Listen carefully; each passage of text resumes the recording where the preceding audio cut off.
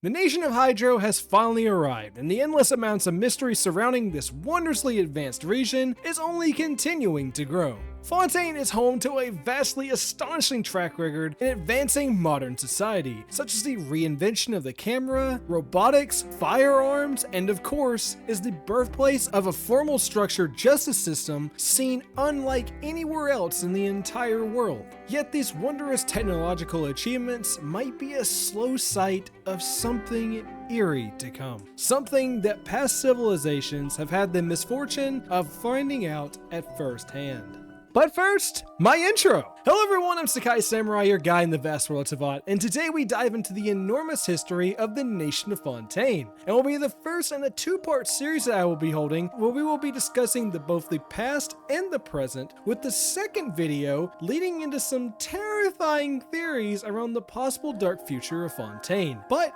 before we do hit that mark, we need to take a moment to learn where it all first began. So, let's get to the video!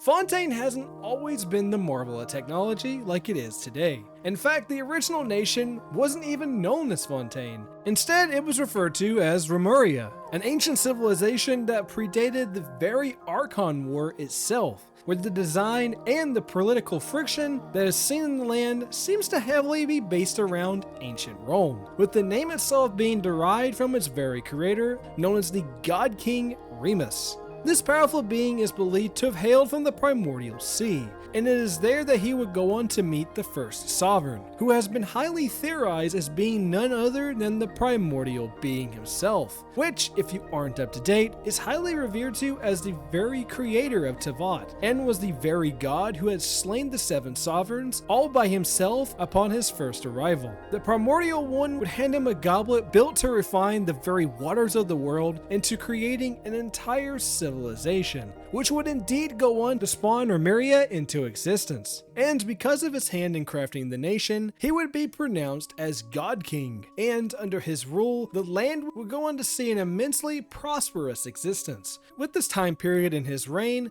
being referred to as the Golden Era, as Remuria would quickly evolve into a vastly wealthy society, constructing coliseums, halls full of literature and vast levels of knowledge, and a rapidly growing new population ready to bask in their excellence. Remus would teach his people how to live more properly, building their culture around the joy and celebration of music and an immense love for art. He would teach them how to farm and how to grow their own crops, and show them on how to create the highest amount of success possible in their short lifespan. The God King was loved by all, and was vastly idolized. However, the Golden Era indeed would not go on forever, as it is prophesied that there would come a day that Remus would be met with a horrible and destructive end. And the God King was hell-bent on ensuring that this was never going to happen. And with the cost of all of his sanity, he would pour all of his might into ensuring that nothing bad could ever even come to Remuria. To help him in his pursuit, he would do something absolutely forbidden in the eyes of the divine, as he would grant some of his very own godly powers onto mere mortals, with 4 chosen humans given power to rule over their very own cities so that their very cultural elegance can thrive elsewhere besides just his capital city, which was where his main focus was at the time, believing that if he could perfect the life of Remuria, that nothing terrible could ever truly come to him, as after all, everyone would be happy, right? Well, obviously the gods themselves would eventually grow dissatisfied, as humanity would inevitably start believing that gods simply weren't needed anymore, and that the world would continue on without needing their interference. And while we may not know exactly how everything had come to an end, Remus is believed to have faced a downward spiral towards insanity in his later years, and that the entire nation would eventually become swallowed by the abyss itself. With it, it would devour its culture, its elegance, and its people, along with the so-called God King that had ruled before them, with anything that could have survived being wiped out by cataclysmic tsunamis and storms that would be brought on by the fierce gods that they had forsaken. However, years later, as life always does, civilizations would once again begin to rebuild, And with the newly founded order known as the Seven being formed, and the Great Archon War drawing to a close, life would finally start to have structure once more. Along with the ancient old gods who refused to bow to their new archons, being now forced to flee into the Dark Sea, where they would become corrupted evil gods later on. However, in the space of where Remuria was, we would find our past Hydro Archon, who has been described as being a nurturing and benevolent god who wished to unite all of Teyvat under the power of water. And to help aid in her succession, she would go on to craft the beautiful elemental race known as Oceanids, whose main purpose would be to conduct spy work for her on surrounding regions so that she could help better understand the lives of others, and that she could more properly display her affection towards them.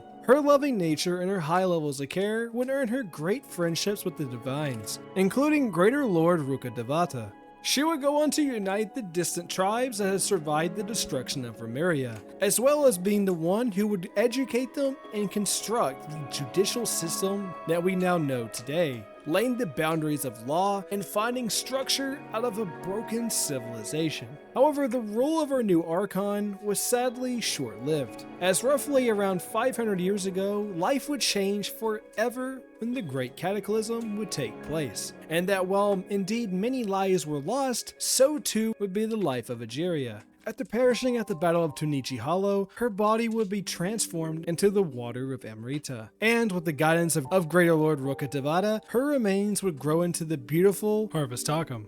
All of this was done so that she could ensure that her consciousness would stay bound to the mortal realm. Okay, that is a lot of lore. And before you may begin to question some things that I may have left out surrounding Egeria and Remus, trust me, I will for sure be answering all that I can within the end of this two-part series.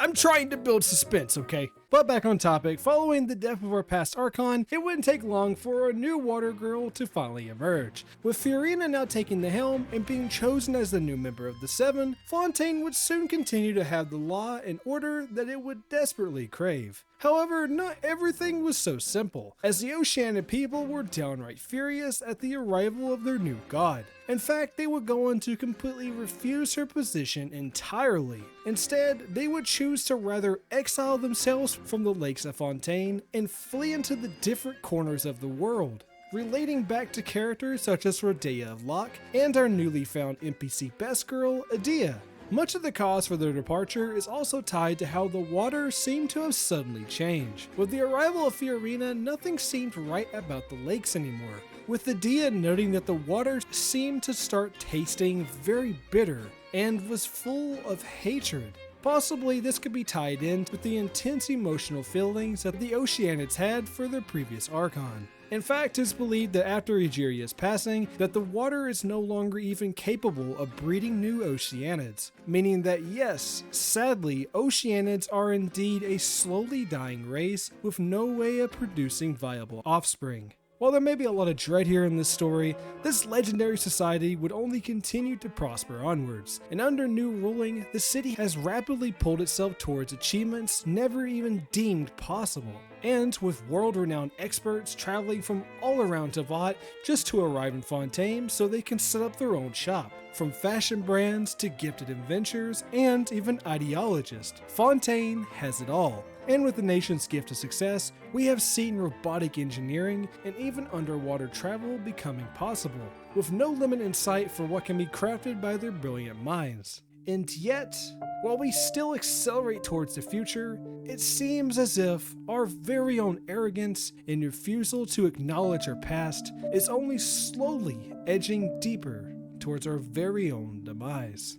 Wow, that sounded dark, and you betcha! With our next video, we'll be completely focusing all around the terrifying reality of just how close Fontaine might be to experiencing a modern-day Canaraya. Sounds great! Anyways, everyone, I hope you all enjoyed today's video, with new lore-related content arriving every week, as well as plenty of theories to go along with it. Oh, before I forget, I have a Discord. Here we discuss all sorts of topics surrounding lore, share camera art, and simp over our favorite Genshin girls together, and have long drawn-out discussions about Dia's abs. Also, you get to know exactly when new videos drop. Make sure to like the video if you enjoyed it, and if you want to see even more from me, make sure to hit that subscribe button, and feel free to check out my other videos. Regardless, everyone, till next time, Samurai.